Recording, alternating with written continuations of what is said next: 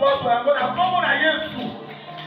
Oya yei na lolenge mabe na mauvaise humeur. Batemo batika ye lokola batikaki Saul na kombo na Yesu. Tozali akola bomoi na siko. Topambolama na yo na kombo na Kristo. Longola ngai na nzela mpe moliboli. Moteyi ya malamu mpe molakisi ezala nde yo. Ekopambola nsambo eke inene otala mpe biso awa. Tondimi oza na biso elongo na kombo na Kristo. Amen. Amen.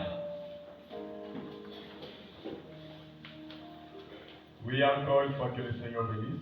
Nous sommes dans l'enseignement de conduite haute doctrine de l'Église. Nous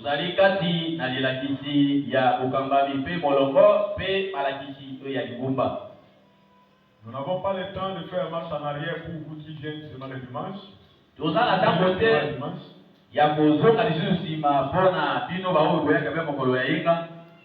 Je pense que le vendredi c'était, nous avons parlé ici des devoirs et des attributions de chaque office. C'est-à-dire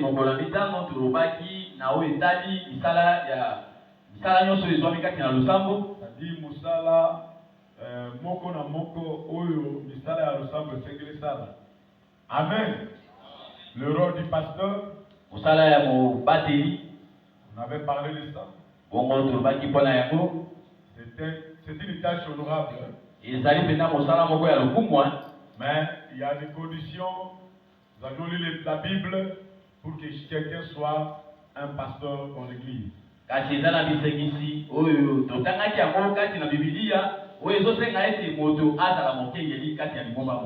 Nous avons parlé sur l'office de diacre. Ce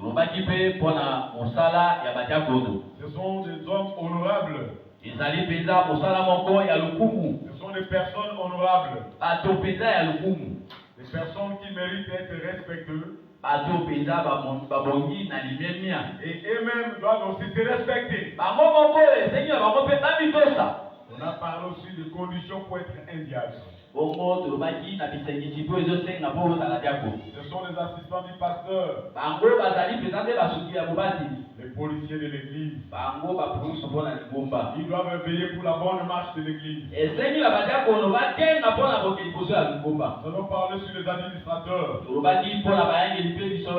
office aussi honorable. Ce sont les responsables de finances et tous ces de bâtiments, le bien de l'église.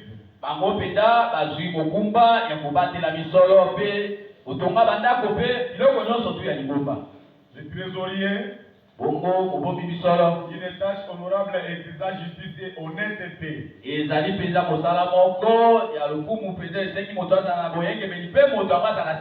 Amen. Amen. Les surveillants de l'écodime. Mukambi ya kelasi ya bana mike. Amen. Amen. Ok. Celui qui s'occupe de l'école du dimanche. Yende moto atali makambo oyo ya itelo ya bana. Il a ses moniteurs, ses surveillants et ainsi de suite.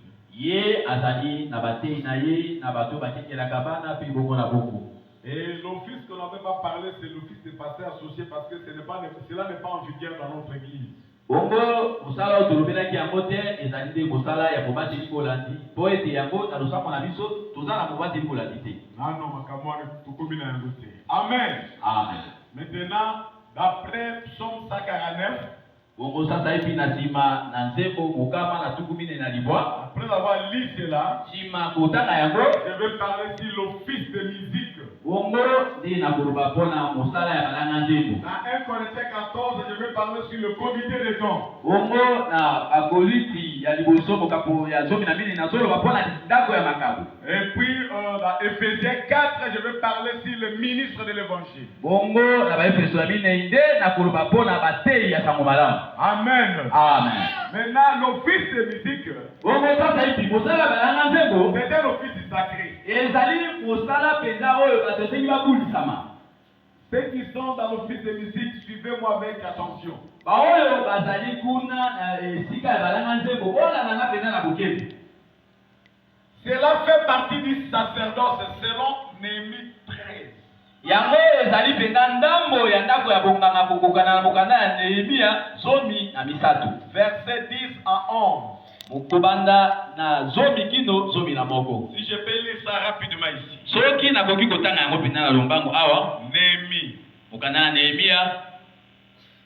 J'appris aussi que les portions des Lévites n'avaient pas été livrées.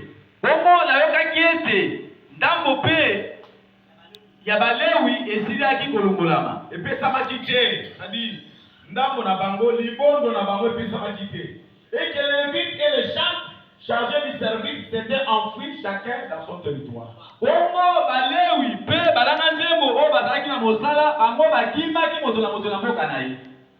Je fis des réprimandes au magistrat et je dis, bongo nasalaki pamela epai na basambisi mpe nalobaki, pourquoi la maison de Dieu a-t-elle été abandonnée?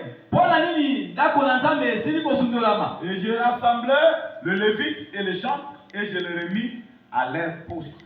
Bongo nasangisaki balewi mpe balanga nzembo nazongisaki bango na mosala na bango. C'est-à-dire l'office de musique marche de pair avec les Lévites.